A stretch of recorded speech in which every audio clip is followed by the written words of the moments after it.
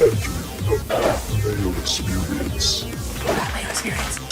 Mayo Experience. Mayo Experience.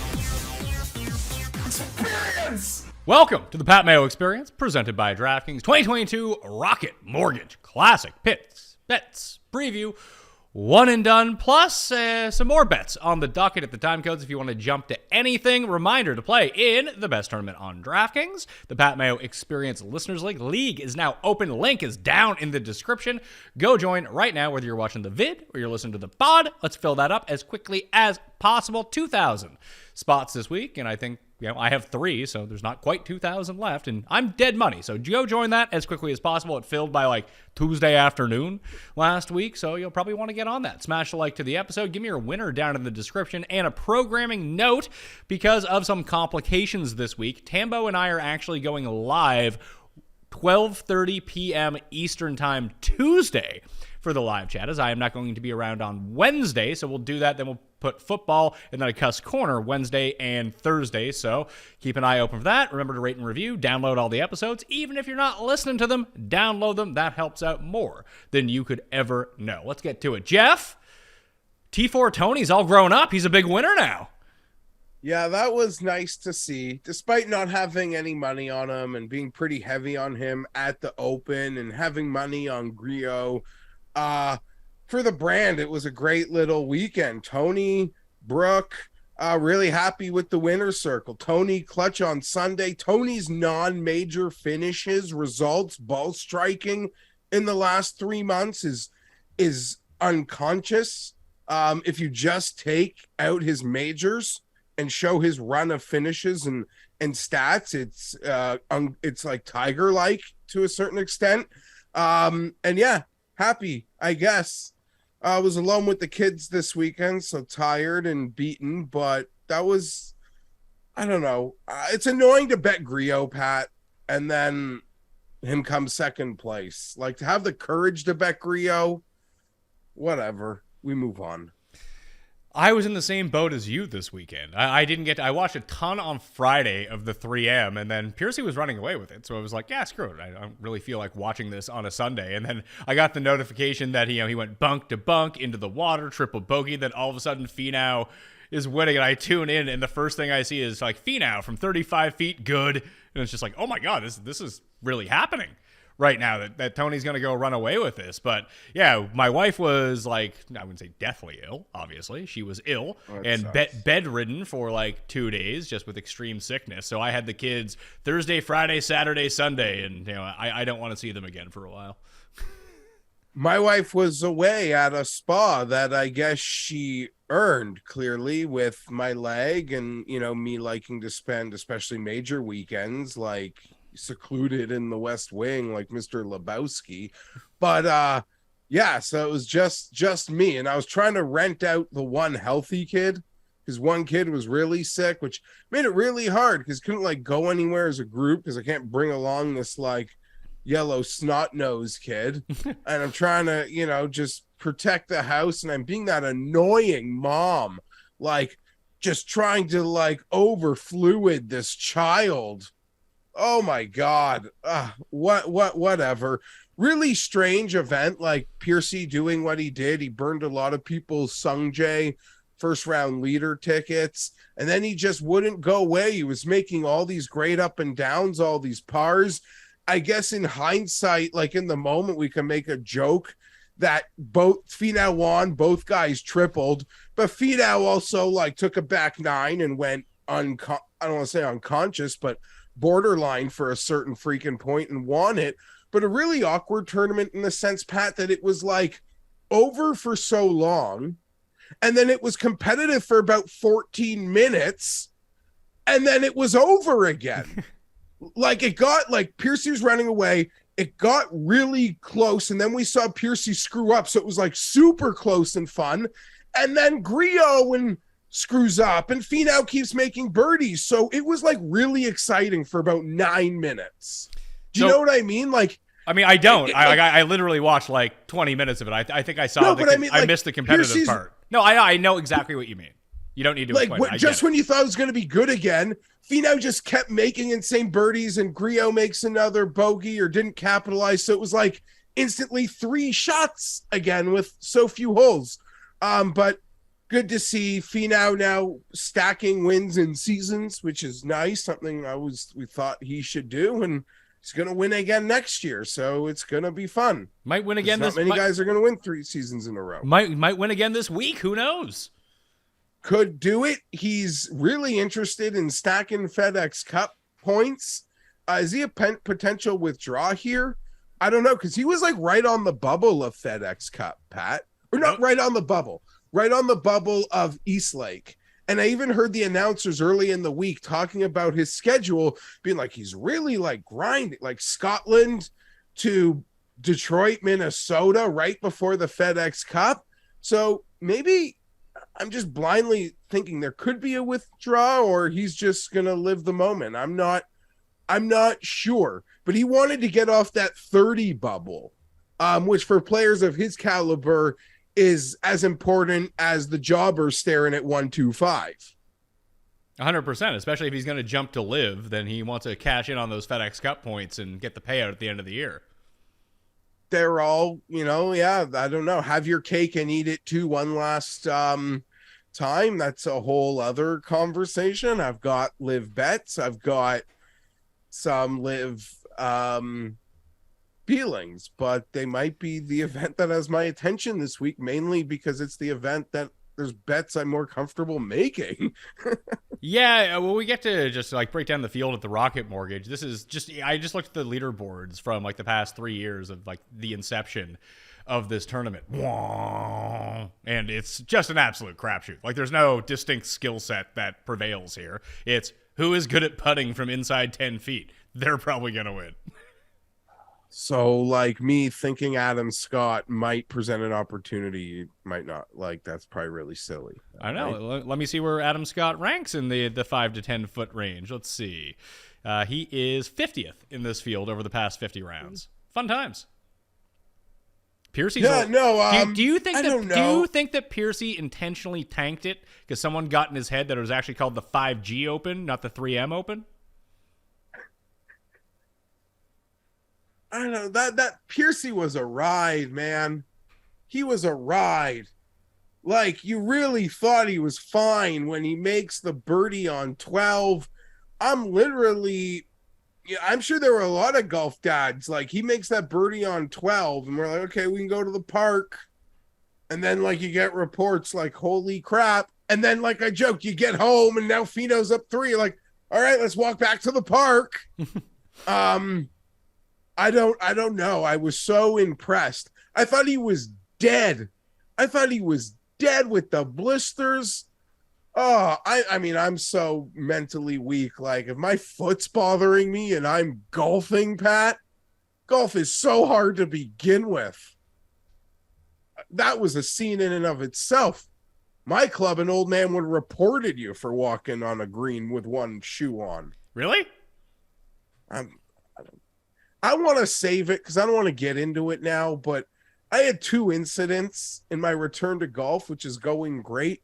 One out there on a public course, one out there on my private course. So yeah, I don't know. I almost like want to save it for Cuss to like be part of, because they're kind of evergreen conversations. But if the show, I feel, doesn't hold its own, maybe we'll have to go back to it. I mean, we can consider it a tease. We can always just make this one a quick one. There's no reason to belabor the point. Let's get right into the Rocket Mortgage. I mean, there's not really anything to talk about at the 3M. All I know is that if I had just played on DraftKings Sungjae instead of Hideki, I would have won a ton of money. But I didn't, so I didn't. So that's where I landed this week. Yeah, I don't really have a ton of thoughts on the 3M, so I'm happy to move. I liked some results, like Willett played nice, made a lot on Griot props. Always thought maybe he could do it. It's so silly. Back-to-back T2s for Griot. He is like the poor man's Finau. Like, as I was watching it yesterday. Yeah, but Tony Isn't he? No, Is that fair? no, that's not fair whatsoever. They share very few similarities. Like Finau. No, I mean in terms of like can't win, never win, and then gets close again and still can't win. Just in like that respect. And I thought he was gonna be good. When we started doing the show, he might have won the week before. Yeah, he won the Fries.com in 2014. And that was his first start on the PGA Tour. Hasn't won since. Yeah, we might have done a season preview or something, and he had just won, and we were both like, "Oh, those guys might win big boy." I was always like, "Guys gonna win some big boys." Clearly not. But he played fine. He just made triple E. He responded to that nice, which was good. Yeah, my closing 3M note. Thank you, Brendan Todd, for finishing double and allowing me to win my tournament Nick Hardy head-to-head by 1 stroke. Thank you. I was surprised that Nick Hardy played so poorly. I bet on Nick Hardy last week, and I was happy he made the cut, but I don't know. He had nothing going for him. It was weird. I don't know. I enjoy that course, though. We'll make fun of the field again next year. Coming out of the Open, it's going to be a field to make fun of. But I enjoy it. And you saw it Thursday. Like, when that thing can play tricky, the doubles and the triples and 100-degree, you're +4 and you got like a chafe on the scale of 12 on a scale of 10. Like, that's not a fun place to be. But like that par 5 that brings doubles and eagles into play, a fun layout. I really do enjoy watching that tournament. And you always know that blow up is there. So, and it happened. It happened to both guys in the final group, I guess. And look, man, Hideki made it. Hideki was probably trying to get at a dodge, but going back to back water on his 9th hole, the 18th hole. And it's funny because at that point, like he was at +5 or +4. He got back to +4. Then if he doesn't withdraw, he probably ends up making the cut. Yeah, you would think that he could have easily posted a number to get to +1. It was definitely would have been there for him. All right. Rocket Mortgage from Detroit. Much better field this week than we had in Minnesota. It's funny that at least the Canadian Open used to have its stalwarts, that the contractually obligated RBC guys that would have to play the week after the Open when it had that spot on the schedule. But now, like this Rocket Mortgage field's a real field. We lose Bryson, we lose Wolf. I guess Ricky is back. Is Ricky not joining the Live Tour? Like, did they revoke the offer? What happened to this? I don't know. Maybe one last have your cake and eat it too. From all these guys, I'm not really sure about that though. He just got playing with. I saw he was out before the Scottish with JT and Spieth. They probably talked him out of it. They're like, "You have more money than all of us anyway. Why do you need to go?" Yeah, I'm not sure. Because he kind of said he doesn't like want to be a Champions Tour golfer. Like I don't know. I mean, that'd be so far away, but I mean, like, gonna make comments like I don't want to golf my whole life, and that made me think he was for sure taking it. We know that it's not like Puma has walked away from Bryson. And that's another note. I mean, some corporations have walked away from guys, Pat, like the corporate sponsors. I've yet to see an incident with the equipment, or right. None of those guys have left, so they've maintained all that stuff. I don't know about Ricky though. I have no idea. Detroit Golf Club is actually 36 holes, and like they're doing to your course for the Canadian Open next year, they're just like merging and making their own holes at this course. But it's a Donald Ross design, almost 7,400 yards, par 72. It's a short course. Anyone can kind of get there. I think because we saw a Bryson Wolf finish one of the years, that's like, oh my God, the Bombers are just going to eat this place alive. They might, but also Brian Stewart might eat this place alive too. Like, who can make those putts from inside 10 feet? That's all that really matters at the end of the day. As John Rahm would point out, it's a fucking putting contest is what this tournament is. It can be kind of fun. Remember last year, Cam Davis, who's now the defending champ, he was like plus 500 on the 71st hole. Then he chipped in for eagle from the bunker, and then it was all over. We had Neiman running hot. We had Kokrak running hot, but nope. Cam Davis cashed a big ticket. I don't know if you would bet him that week. I know a lot of people did. I didn't. Did you have the Cam Davis ticket? Yeah, that was the triple-digit beauty last year. Maybe even won 20-25, and that might have even been on the low end because it got steamed.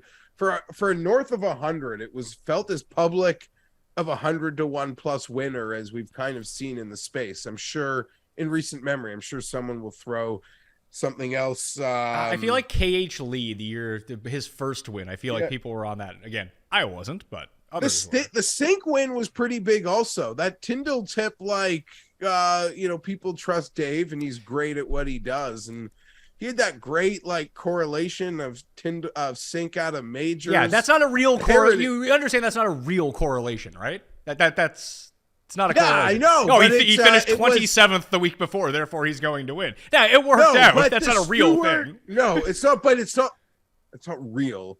Clearly, no. You think it's real. Stuart Sink, you think it's real. Stuart Sink. It's not like he'd been playing for 4 years. Like the sample size of a player. Yeah, you're trying to justify a random occurrence into like, no, that's a thing. I think it's a little more than random. Guys either play well out of majors or they don't. I'm sure there's guys that are horrible out of majors and they've continued. And at that number, it was a nice shot. It was a nice tout. That's all I'm saying. Yeah, it seemed like people run. It was We're a turning good call. this into more than it needs to be. All I know is if I want to bet freaking McCarthy or Kisner, it's under 40-1 with good players here. I know. So who are the bad players who putt well, maybe? Because I just got to be low exposed and hope to get lucky. That was my strategy last week. Almost got lucky with Willett. But I'm overexposed in Bedminster, so nothing here comes off the page. Maybe it's like golf fatigue as we're hitting August. Pat, once it hits August 1st, I'm allowed to just daydream about it, okay? Well, once the clock hits August, I allow myself to do things I don't allow myself to do before August. We're going to just daydream in our chair about first downs and touchdowns and fourth downs that hopefully go properly. But we're a week away. Sure. I mean, I don't give a shit about the preseason. I remember. No, I just mean, I don't care about preseason. I just mean, like, you've already turned on your football clock. You've put out content, great stuff. I've not turned on my clock. I've tried to rev it up. It seems like people really like the Detroit Lions. Speaking of Detroit, holy shit. Dan Campbell, 18-1, 20-1 to win Coach of the Year. People bet the shit down of that. Apparently I missed 60s, 40s. Not to say I would have bet it anyway. So I'm going off on a tangent, just ready for something else. But we're in Detroit, and I cannot believe the steam the Dan Campbell Coach of the Year train is getting. Good for them, I guess. Good for them. Yeah, people love them. So, for our content, I was thinking about starting next week with me, you, and Cust, and then we'll just kind of ride it through the season. Yeah, I'm ready to, like, there are things. I don't know when it's actually time to do the win total stuff. We'll do that later, like mid-August, but I think we can start with our show. We got to rank the quarterbacks again. That was a fun show last year. Yeah, that was fun. You don't remember it, do you? Yeah, I remember forgetting about Dak and maybe this year not even being that big a deal. Like if you re-show the list and I don't have Dak on it, man, it's not even a big deal. Yeah. I forgot about him last year. The favorites this week. Oh, actually, you mentioned Kisner. Are there any popular bets that you can just imagine right away that everyone's going to like? What are the community popular bets that you see on this board? I mean, like there's no way people are running to Cam Young at 18-1. Yeah. I don't know. Maybe back to Davis Riley. I have no, like I said, I gave you my debrief on the weekend. I went to bed. So as people were talking this thing up and who they were hoping for last night, I slept right through it. Troy Merritt could be popular here, Pat. That's weird to even verbalize. Yeah, I don't know, but I imagine McCarthy and Kisner, but they're short. The books aren't letting you catch something. Embarrassing numbers. Oh man, Danny McCarthy, 35-1 at DraftKings Sportsbook. What's Kisner? 35-1. Like, I don't know if I'm going to get there, but in my mind, what's the difference between Denny McCarthy and Kevin Kisner and the difference between Kuchar and Webb, who are 15 points more? Yeah, that's totally fair. I guess in some respects, recent results. All right. Didn't Kisner have a really nice, I know, because he hit me some props and things. at the Open. That was a strong finish. And this just screams McCarthy in an event that like also feels like there's break or like first win. People like to be on it, but I don't disagree with that assessment at all. I mean, Kiz has I don't know. gone sixth. You've honestly got me now. I'm so far down the board where Ricky Fowler at 100-1 on DraftKings actually doesn't feel that crazy. If that putter of old can get kissed. Yeah, I'm just looking at Cooch right now. I mean, the approach play hasn't been great, but he's made, 8 cuts in a row, couple top 5s. He has a few top 20s. It's been a little bit worse. He's played the Memorial PGA and the Scottish. Like, those were all pretty stacked fields. This is not a stacked field. It's just, I don't see a ton of difference. Kisner's a better player than Cooch at this point, but Cooch is probably still, like, in terms of could they actually win, I still think I would feel better with Kuchar than Denny. Like, Denny at 35 is what I'm saying. Like, if it was Denny at 80, that would be different. But Denny McCarthy at 35 is like, yeah, not only does he have to putt, he still has to do the other things well. He can't just putt his way to victory and be like a goober with the driver and the irons. That's not going to work. Okay, that is fair. But now let me just ask you this question. If he was like 45-1, no. Would you want to No. like, I'm just saying, like, No. it's okay, no, that's fair, because I don't like, I get mad when I like overreact to like 5 points or 7 points when, the guy, like, if that's all, like, maybe I'm overthinking it in some respects. There is a big discrepancy in the Keegan market, Pat. I don't know if he can hit enough putts, but I'm seeing him as low as the mid 30s, as high as like into the 50s. Really random event. It's so weird to think my eyes go to Troy Merritt, who I don't even like. Like, that's how it's not even that the field is shit. It's that I don't I can't pick up a scent. I'm like I don't know. I'm like a drug sniffing dog who can't find anybody in the airport right now. I think that's completely fair, to be perfectly honest with you. I'm going to bet this one right now because I see the number and I'm like, really? Because DraftKings Sportsbook, let's get into the favorites. Talk about the faves. And this name is going to come up, and he's the one who, when I ran the numbers that I'm looking for this week, and Donald Ross, not necessarily like a Donald Ross crossover, but someone who plays like classically designed courses. I know where you're going. Really well. But the favorites right now at DraftKings Sportsbook, Cantlay leads the market. He's 8-1. Will Z is 12-1. Homa's 14. Finau's 14. Cam Young is 18. Let's talk about those 5 guys. I see Max Homa at 27-1 somewhere else. I think that Max Homa is... I mean, I get why he's not the favorite because Cantlay is here, but I think that he has the best chance to win this tournament. Based on what he does well, this course is perfect for him. Yeah, as soon as you said Donald Ross and classical courses, I knew exactly where that was going, and I can't really argue with that opinion. It's I like to try to bet on good players, and the other ones seem too short, and Max Homa is a player that I trust. 27-1 seems fair. I'm not betting on Cantlay, Finau, or Zalatoris. I've already missed a Finau win. Like, if he's gonna get 2, I'll just feel like vindicated in my fandom and miss it. And now that major season is over,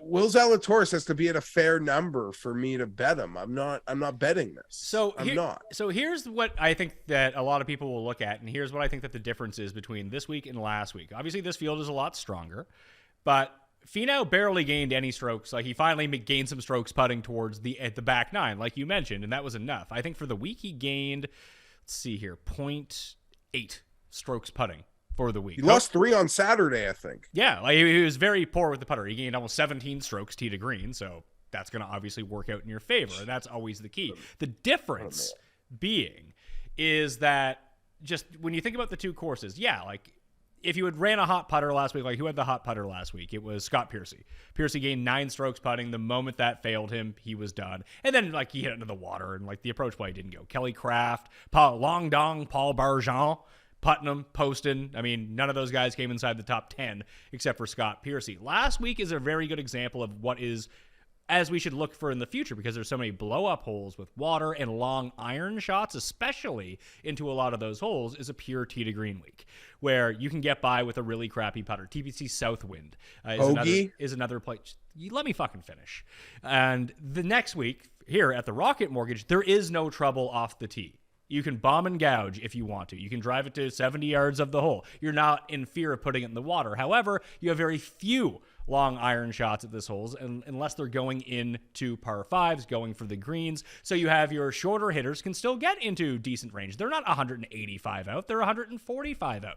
That's what makes this a putting week over something like the 3M, where once you start bringing longer irons into play, that's a bigger boost for the ball strikers, the great tee to green players. And that's not to say you can't have a great week tee to green and win with a poor putting performance here. You could just put everything to 5 feet, make half them, you'd still be good to go. But that's just pretty unrealistic as we think about it. That's why you're going to see just weird players pop up on the leaderboard here by riding a hot putter and with a really good approach week out of nowhere, because they're really dialed in from 135 this week, and they're just some like bottom of the tier, bottom of the barrel player that runs the hot putter and has good wedges. You just didn't have that circumstance that last week at the 3M at that course. Whereas this course, I feel like that's going to be obviously what's going to happen here, and that kind of mitigates the skill gap. That's why I wouldn't want to go to the very top of the board. Like, I wouldn't want to bet Max Homa at the 14-1. 27-1 at a place that is open 365 days a year, far more compelling to me, because I know that his approach play and his putting can click in the same week, and he can go beat the crap out of all of these guys. But that doesn't mean, I'm just circling down here, that Kelly Craft can't win this tournament. You know what I mean? Yeah, no, that's a very well said course dichotomy breakdown from the week to week that we do have here. And I just mentioned, sorry, I wasn't trying to interrupt, but I threw it Hoagie because last week a lot of people who I trust were betting him. The number was big, and when I asked for explanations, they're like, he's going to keep the ball clean. He's a great long iron player. And outside of the elites that finished at the top, it was Hoagie and Griot, I think, were the next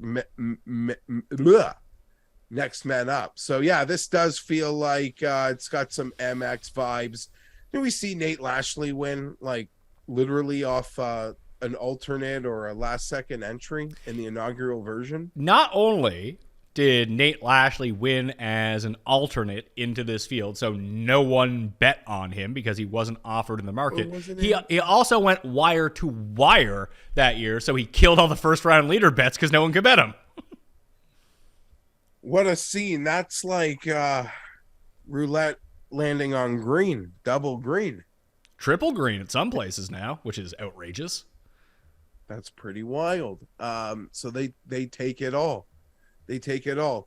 Yeah, I don't know. I'm not good at betting like events where I've just got to be so random in some sense with my bets. And also, Pat, I feel like it's time for like a number to hit. So you could correct me instantly because I'm sure I'm forgetting something, but when's the last time like a number hit on tour?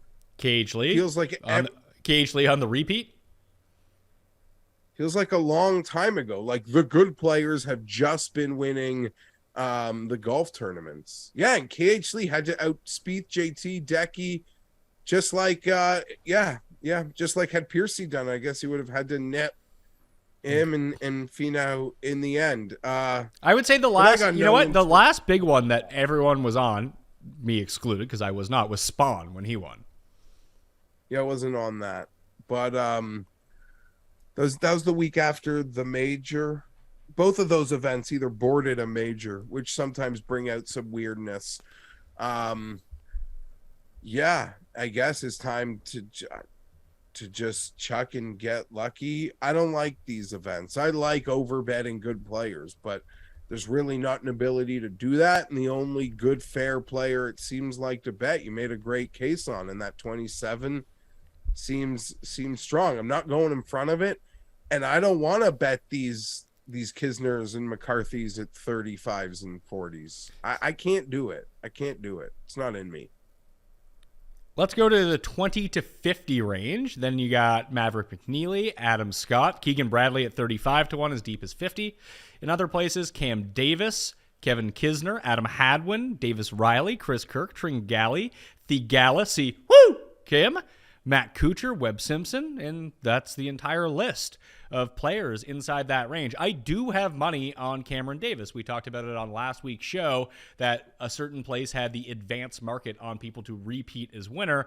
I bet Cameron Davis at 50 to 1. I put that in the newsletter, which you should all go subscribe to, down in the description, although I might not actually have one this week because I'm going to be in Montreal and I probably don't feel like writing a newsletter. I'll probably get to it anyway. I'll get bored during the afternoon and throw it out there. Who knows what's going on? It might be a bit too hot. Have to stay in the air-conditioned room for a little while before I go out.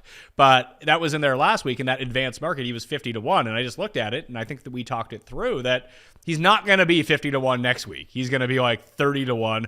Or worse, depending on what happened. And at DraftKings Sportsbook, he's 35. I've seen him at 28 at other places. So I have the 50 number. I don't feel great about it, but he's playing good golf at the moment. Like, not great golf, but good golf. I would a little like KH Lee magic. Yeah. No,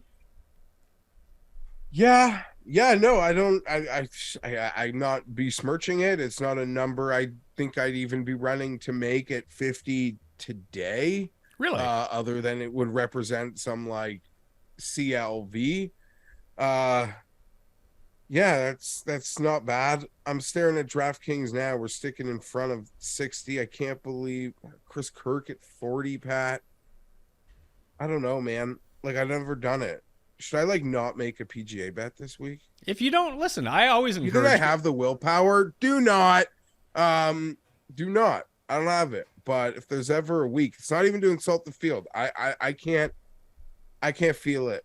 I can't. Henley at 55. I just crossed 50. Woodland at 55. Crossing 50 again. Why are we crossing 50 if we haven't crossed 50 on the rundown?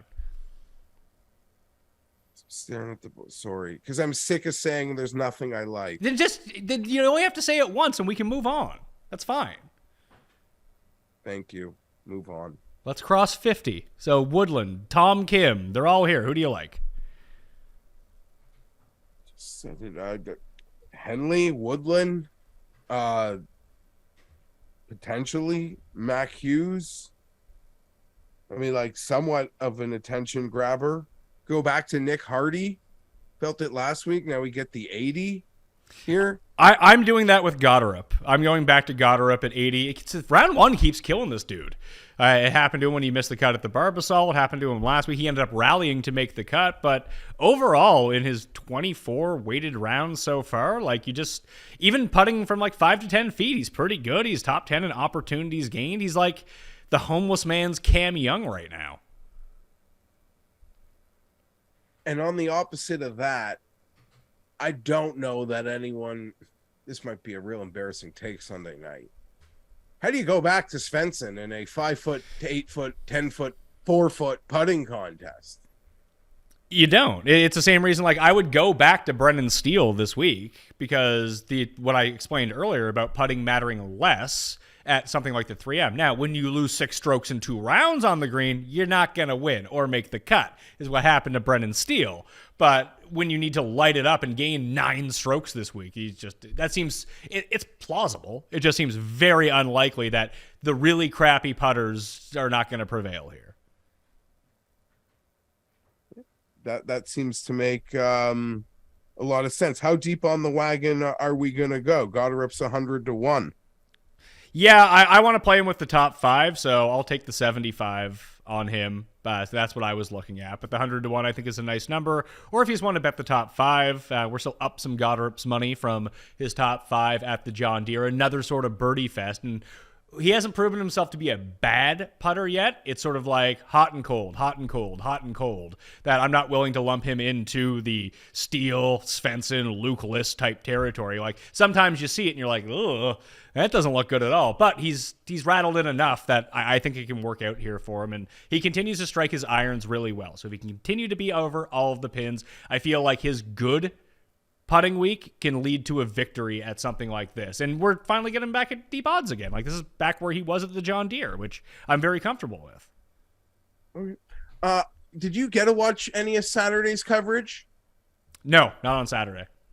Oh, okay, because you missed it. They were Ian Baker Finch for about 2 hours was highlighting this player I've never heard of before, Jason Sigg. Jason Sigg. Good. Wait, is he some sort of amalgamation of Jason Day and Grayson Sigg? I don't know, but he was playing great, and they kept going back to him. And you'd think after the first time they called him Jason, someone would have corrected the guy. In real time, DraftKings Sports, it's back now. Did someone just withdraw? Because the winner odds went down for a second, and now they're back. Maybe they aren't. Hold on. I want to circle back. I'm thinking about Webb. At this big of a number, why not? Seems like a nice opportunity for him.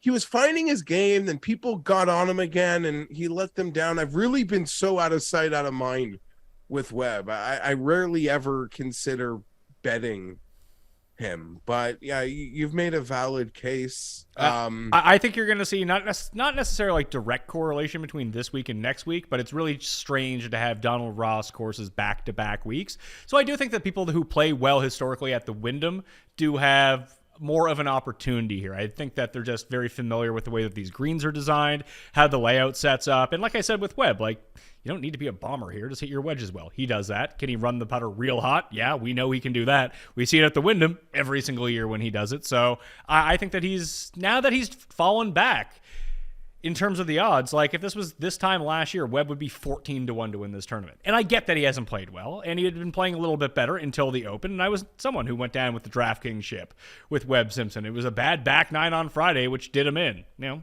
shit happens, but he's 50-1. He's not a favorite in this tournament.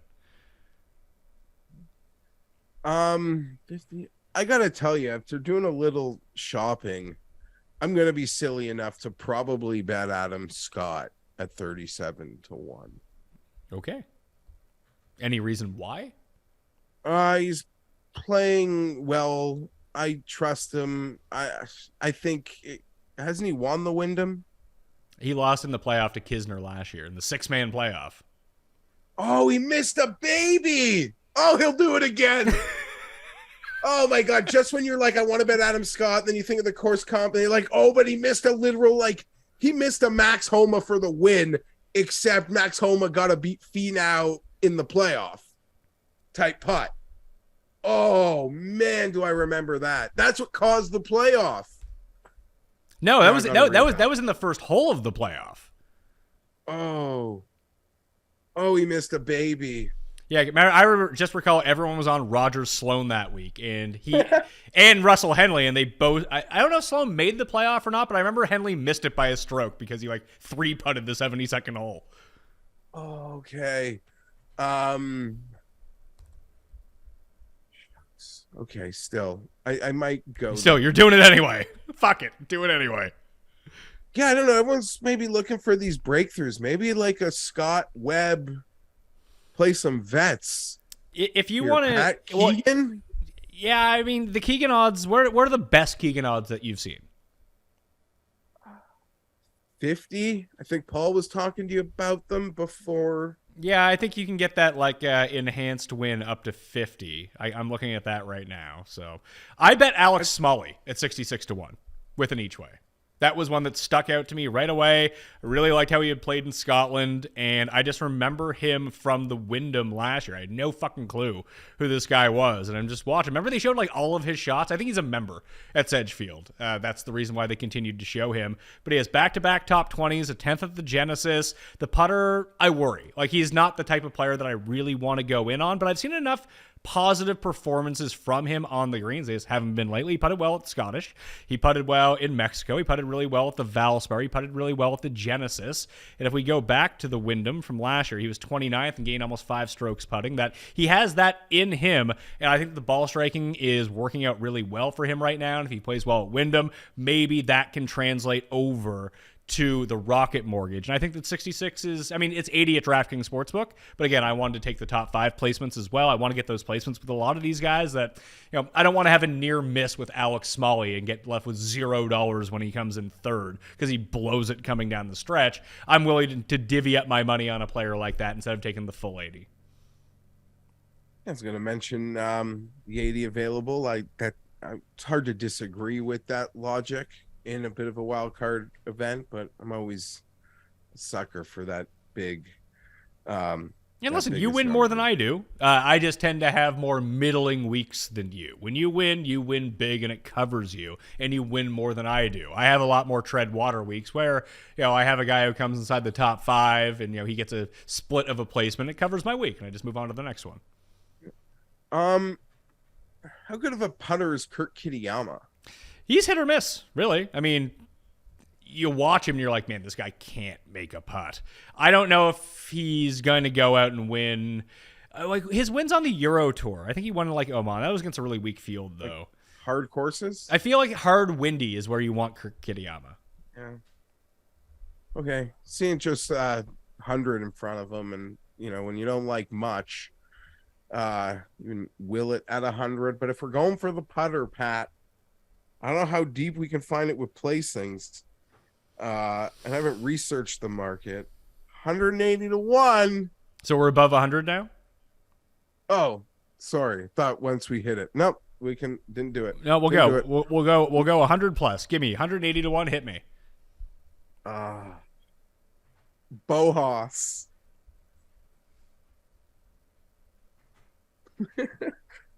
Okay. As long as he doesn't hit an OB off the tee. And sometimes he's allergic if he gets himself in contention. But Bo Haas 180, the Smother Man 125, 125er. What is it about Smotherman that you like? I keep betting him. Okay. He was pretty good tee to green last week, just across all the board. He finally gained strokes putting. He went on like 3 in a row where he dropped a bunch at the Travelers, John Deere, and Barbasol. He missed 2 of those cuts, but he got himself back into the positive territory in putting last week. That's always nice to see. So, I know you mentioned there's a big course dichotomy between this week and last week. So, like, things that made you like a player last week should really have no bearing potentially on you wanting to like a player, go back to a player. No. I don't think that's necessarily the case. I think there's certain types of players that you don't necessarily want to go back to. Okay, sorry. So now I'm going to put one out who I'm seeing, as high as 250 to 1 when you bet him last week at 125, and that'd be Garrick Higo. Oh, my guy. He was like 6. But a lot like what you just said with Smotherman is the reason that I keep betting Higo. It's just like, yeah, because I bet him. He's played like absolute garbage. I don't so much as bet Smotherman, but I don't know. He's always seems to be in all lineups I'm making and find his way in some prop stuff that I am up to. And in a field with so few guys that I actually do like to bet, his name did shoot up. But also, me, Pat, sort of like Seamus Power, sometimes like a name can just make you attractive to me. Sure. It's fine. I just want to look at Keegan. Keegan is currently inside the top 15 in putting over the past 24 rounds. Oh, man. Keegs. Where are we? We're in the Northeast. Aren't we? Although we've had this discussion before, people have yelled at me for kind of disputing Detroit's Midwest status. Detroit's also not in the fucking Northeast. You know where the Northeast is? Maine. You can't be in the Northeast if it takes you a fucking 3-hour flight to get to the actual East Coast. Is Toronto in the Northeast? No, Toronto is not in the Northeast.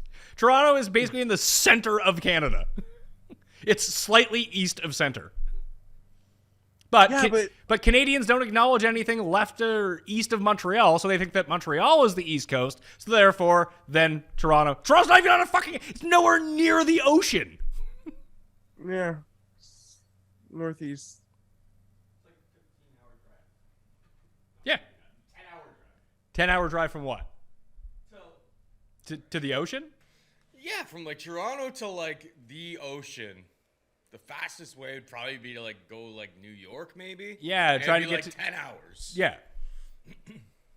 Yeah. Not a short trip. You can call. Listen, by the way that people talk about geography, sure, call it the Northeast. But in actual geography, it's not in the Northeast. least. It's like Yeah, I understand that. But I guess in like sporting terms, Toronto has been like for some reason. Well, I mean, it's close enough. Like New York's in the Northeast, and therefore Toronto has to be too. Although they're not like super close. But I guess, I mean, if Detroit's in the Midwest and Toronto's a 4-hour drive to Detroit, then I guess I'm close to the Midwest. Yeah, like it's really bizarre how they kind of label these things out. Is there any other bomb that you really like? Because I'm just looking at the rankings that I have out right now. Maybe I'll post them if I end up doing a newsletter. No, I will do just even a rudimentary newsletter so I can release the final plays and everything like that. And I do want to talk everything through with Tambo from the DraftKings side. But I'm just trying to look at the guy who's lowest on the board who rates out the best for me. Stallings is up there, although he is horrendous from 5 to 10 feet. Streelman. Chesson Hadley. What are Chesson Hadley's odds this week? 150. I was already looking at that. Yeah, I'll do that. I'm in. 160. I guess you could get with placings. Yeah, 160 with like placings. I'm in. Chesson Hadley, 160 to 1. I had someone else here. No, you said Kelly Craft. I'm afraid. You gonna go back to Justin Lower?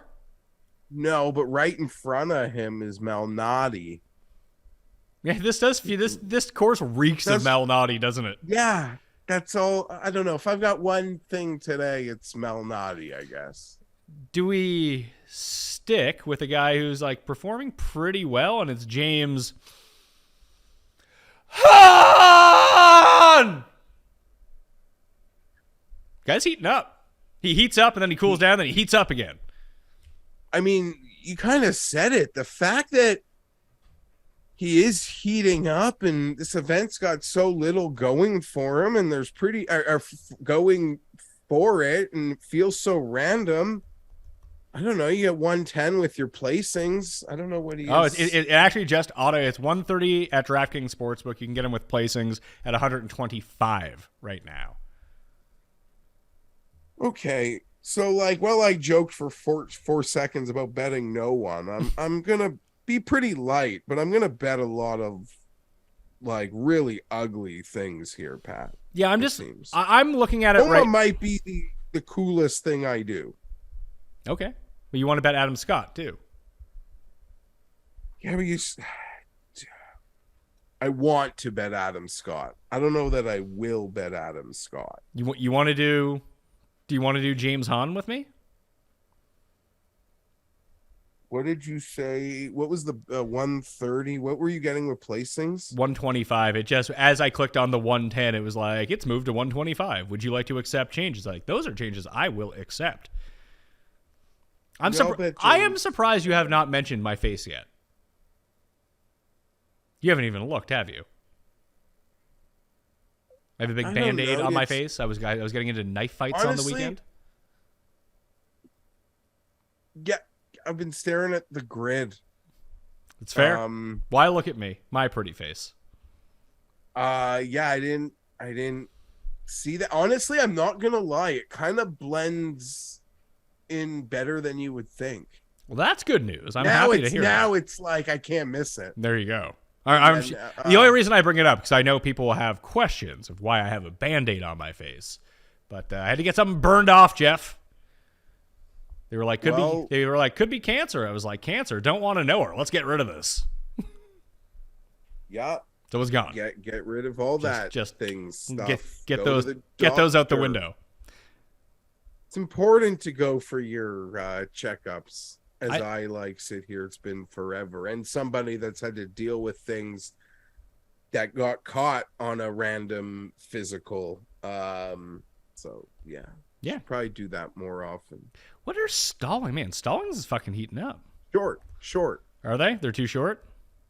Well, he's near he's 50 to 1. I was looking. Yeah. I was scrolling through like 175 to try to find. Oh, you're like, I haven't seen him yet. Yeah. Keep going lower. Yeah, no, he's near. Yeah, no, I saw that earlier.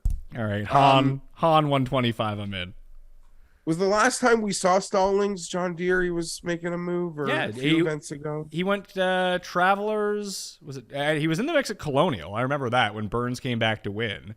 And then he was in the mix at John Deere. Yeah, he was 4th at Colonial, 8th at Travelers, and 4th at John Deere. He missed the cut at the U.S. Open and Memorial. Like, of course he did. It's Scott Stallings. But against these like jabroni fields, he's been pretty good. Putting well. Interesting. I'll see what his DraftKings price is. There's no chance I'm going to bet Scott Stallings. If I can bet Keegan at 50 or Scott Stallings at 50, I'll bet on Keegan. Or Webb or whoever. Wonder if Cuss sent us a one and done yet. I'll go check into Lee that. Hodges just had a lovely week, did he not? He did. Did have a very good week. He's at 200 to 1. I know you kind of keep going, like, I don't want to fight the fact that what may have led to you having a good week last week isn't exactly what could lead to the good weeks this week. I think Lee Hodges, I mean, Hayden Buckley, who I did have a lot of interest in, like, he is legitimate, like, he is becoming Luke List territory for putting. Like, he is just god awful. Just like Steele. Like, there are only certain events that I think that you want to use him at. What about Lee Hodges, though? How does he putt? He putts okay. Like, nothing great, but he's not like an abject disaster at the same time. What are his odds? 200. Yeah, That's DraftKings. Yeah, he's been bad on the greens recently, but he has these weird stretches where he has a bunch of bad tournaments in a row and then a bunch of good tournaments in a row. So if you can catch him coming off that, and at least he's making cuts. He missed the cut at the Barbasol, but he was like 16th last week. The approach play has been fantastic. So is the off the tee game. That's not a bad one. Good contribution. I like that. Lee Hodges. So Hodges and I'm just Malnati. wasting money talking to you here, just betting absolute jabronis. So I'll take my contributions today as Hodges and Malnati, and I'm not going to take credit for potentially going back to Nick Hardy. But Yeah, I'll do Hodges. could be there. There's some. I'm going really low now. You know, you got your. I mean, like Zach Johnson, Luke Donald territory, Pat. No, thank you. Now we've gone to a bridge too far. The one thing I did want to ask you is, I mean, we spent very little time talking about the favorites in this tournament, but, I mean, Finau just won as a favorite, as you mentioned. Since K.H. Lee back at the Byron Nelson, we haven't seen a long shot winner, and that's what we're fucking doing this week, wasting our money or betting long shots. I'm going to go with Homa, but is there any, like, do you have any interest in those guys, or just the odds just way too short? No interest. Cantley, pass. Zalatoris, give me full field. This is like, give me full field. Let me catch it as big as I can. I don't have interest in this. Finau, I guess, as a fanboy, it'll be great for the narrative and backing him. But if I miss it, I miss like back to back. Good for you, pal. I got no interest. DraftKings is home at 14, Pat. I know you mentioned that earlier, but even seeing it, oh man. I mean, we'll give all their, they crush it at sort of the back of market, but that's front of market. Yeah, I think that's a super savvy strategy by whoever sets their lines at DraftKings Sportsbook, because the majority of people who are betting on golf are just picking like the two names they know and betting it. Like, it was like Cuss brought this up to me when I was golfing with him this week, that like it's the old Morency thing. It's like, I don't care if Justin Thomas is 5 to 1. He's 5 to 1. Those are great odds. It's like, no, they're not. But there are people that just think like that. Well, this is always like part of it too, is like people who bet are like 5 to 1 is great. Like Morency bets everything. 5 to 1's amazing. Golf bettors, what did Tony hit at this week? Like 10, 12 to 1? I think he was 14 maybe. Okay. You know, sometimes like you scoff it like, 14 to 1. You like bet golf. Like whatever. That's easy. No, it's not. But as I always joke, you hit like that first touchdown at 14 to 1 on Thursday Night Football, you're getting paraded around Twitter, Pat. Yeah, like it's some incredible accomplishment. It's true. Like, I'm looking at it right now in terms of, Tony was 14 in the market last week. And I'm looking at the simulator odds that we had in terms of Fantasy National. Hideki actually had the highest percentage in terms of winning, and Tony was second. But like Tony's, and this is just a simulation, he wins 42 of 1,000 times, which makes his 14 to 1 odds. I mean, they're close, but his true value would have been like 24 to 1 based on the simulations last week, which, I mean, that's a 33% difference in the number. It's a big part.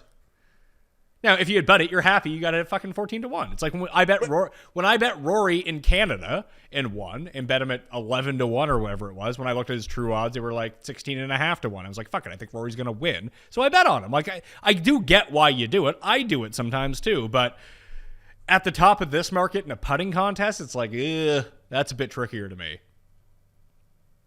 I totally agree. As my devices are tilting me because they're telling me I'm not located where I live, and I have to be located where I live to make a bet. It's actually was watching a Morency stream the other day. He like almost threw his computer because it wasn't geo-locating him, and it wasn't allowing him to bet. If you know Morency's literally trying to bet as like an event is starting, just losing his mind. Amazing entertainment. Cam is like howling on the other side. I could watch those two do anything. Just fantastic content. I'm all in on that. Let's go over, and I mean, I don't want to talk about Bedminster all that much, but it starts on Friday for Live this week. I mean, DraftKings Sportsbook has the best in market in terms of number. We're all betting Bryson. I bet Bryson at 11. You bet him at 14. You doubled him with like everyone. Yeah, I made some even CFL parlays that hit on the weekend because places had them out early. I think anything in your life, you should take your 100-1 long shots and add Bryson to it. Why not? I think Bryson's gonna win. I can tell you why not. I'm joking. But every aspect of my life, like, I don't know, Chargers Super Bowl odds are too low. Make a little Bryson bet.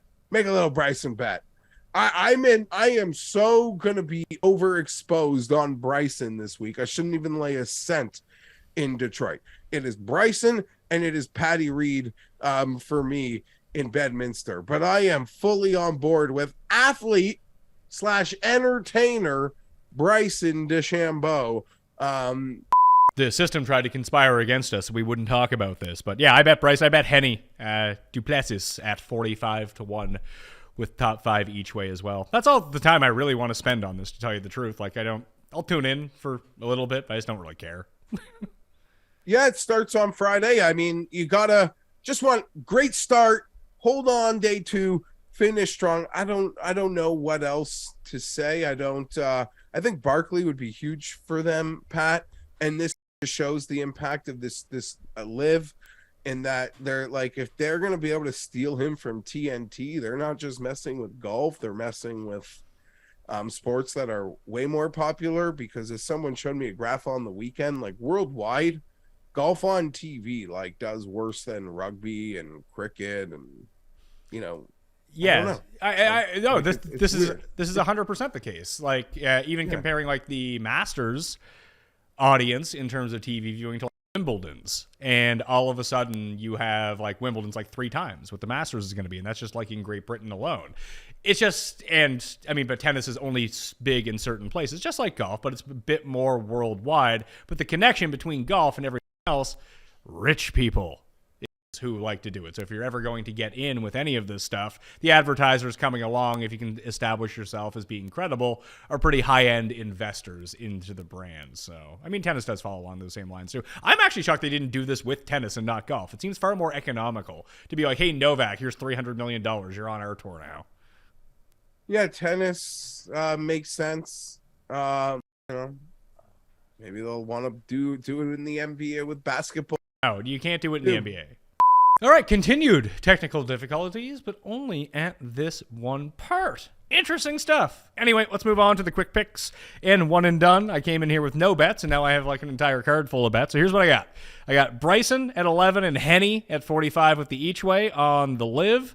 And then I have Homa at 27, Cam Davis at 50-1, Alex Smalley 66 with the each way, Goddard 75 with the each way. Those are the 4 below 100, and then I took 3 shots above 100. Hadley 160, Han at 125, and Lee Hodges at 150, all with top 5 placements. Who you got? Homa 27. I'm looking at Adam Scott going farther back up the board, Pat. I think I could see myself back on Nick Hardy as high as 90 plus. I'm seeing right now, and over 100. You've got me feeling Hadley, Malnati, Hodges. I'm going to look at Han, but I've already mentioned 3, and Reed and Bryson over at Liv, and I'm excited for Henrik Stenson's presser. Why? You let live just so rent-free in your head. It's unbelievable. No, I like it. I'm not even against Liv. I like the press conferences are more entertaining than the golf. Yeah, that's probably true. You think I'm not even? Yeah, no. I like that other side of it.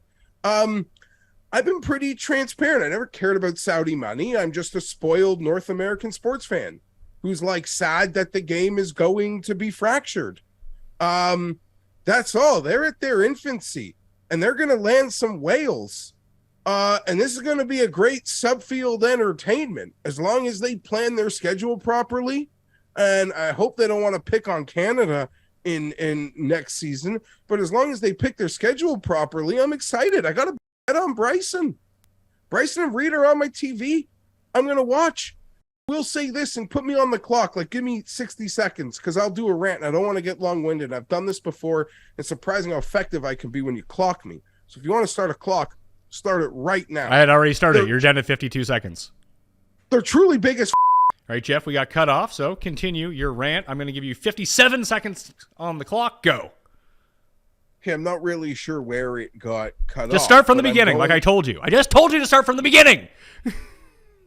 The PGA Tour or Liv's biggest failure is they didn't include charity in any of this. Charity is such a big part of golf. The PGA Tour's made maybe a con of it, but they've put it out there and people have accepted it. These players run amazing foundations. They do incredible work. Bryson's the only guy to say, I'm building this, I'm building that, I'm giving to this, I'm giving to that. If the Saudis want to give us money or people money and they want to give it back to the American people in ways that the government is so fucked up, like at a grassroots level, these guys can do more than their own governments. And each of these teams should be attached to charities.